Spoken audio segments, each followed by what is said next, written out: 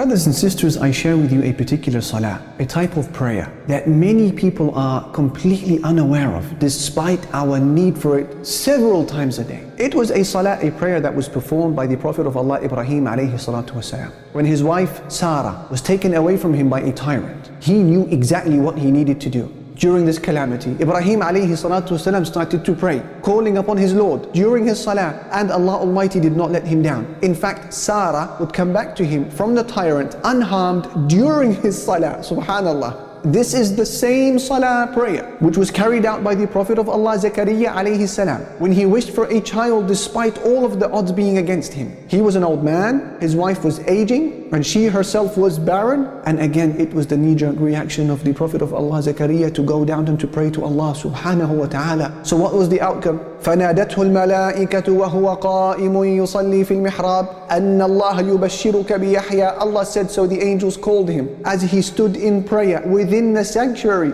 that Allah Almighty gives you the good news of Yahya, confirming a word from Allah, and honorable and chaste and a prophet from the good ones. He received this good news when? After salah? No, during the salah that we are speaking about. Subhanallah, it was their comfort and it was their first port of call. It's also the prayer that was performed by Jurayj, the worshipper, who was falsely accused of adultery, and realizing the weight of the calamity that he was in, he requested a moment from the people to pray to Allah subhanahu wa ta'ala. Then he requested to see the baby. He poked him in his belly and he asked the newborn, who is your father? The baby miraculously responded by saying, my father is so and so the shepherd. And this became the end of the ordeal of Jurayj, the worshipper. Again, notice, subhanallah, how the very first port of call for Jurayj was what? Was prayer. In fact, in the life of the greatest of them all, Prophet Muhammad sallallahu alaihi wasallam, his immediate go-to was salah. As Hudayfa ibn al-Yaman, he said, كَانَ إِذَا حَزَبَهُ أَمْرٌ فَزِعَ إِلَى الصَّلَاةِ. Whenever the Prophet sallallahu alaihi wasallam was distressed by a matter, he would rush to salah. He would rush to salah. This is the prayer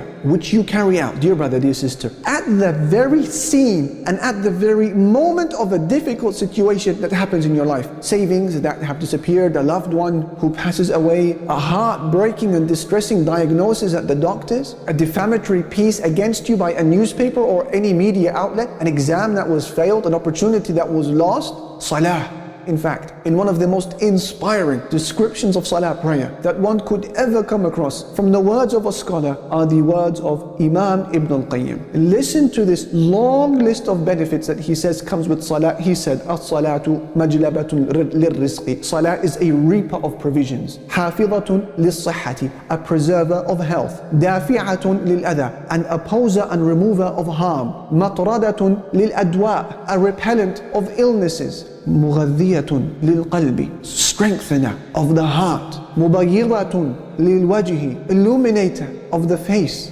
Mufrihatun lil-nafsi, a giver of joy to the soul. Mudhibatun lil-kasal, a remover of laziness. Munashitatun lil-jawarih, an energy giver and a stimulant to the limbs. Mumiddatun lil-quwa, a supplier of strength. Sharihatun lil-sadri, a provider of happiness and inner expanse. Mughadhiyatun lil-ruhi, nourisher of the soul. Munawwiratun lil-qalbi, an illuminator of the heart. Hafizatun lil-ni'mati, a preserver of blessings. Dafi'atun lil-niqmati, a repellent of punishments. Jalibatun lil-barakati, and a bringer of blessings. Mub'idatun min ash-shaytani, as well as a means of distance from shaitan. Muqarribatun min ar-Rahman, and a means of closeness to Allah subhanahu wa ta'ala ar-Rahman. Allahu Akbar. Have you ever heard of anything that brings about so many benefits like what you just heard? These are the worldly benefits of salah, let alone the hereafter. Then Ibn Qayyim, he said, وَبِالْجُمْلَةِ فَلَهَا تَأْثِيرٌ عَجِيبٌ فِي حِفْظِ صِحَّةِ الْبَدَنِ وَالْقَلْبِ وَقُوَاهُمَا. He said, generally speaking, salah has tremendous effects with respect to both the preservation and the strengthening of body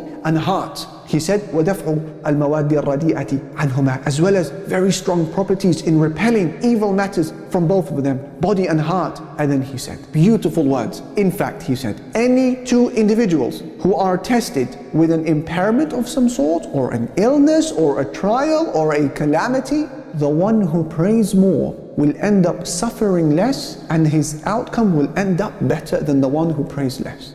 فما استدفعت شرور الدنيا والآخرة ولا استجلبت مصالحهما بمثل الصلاة.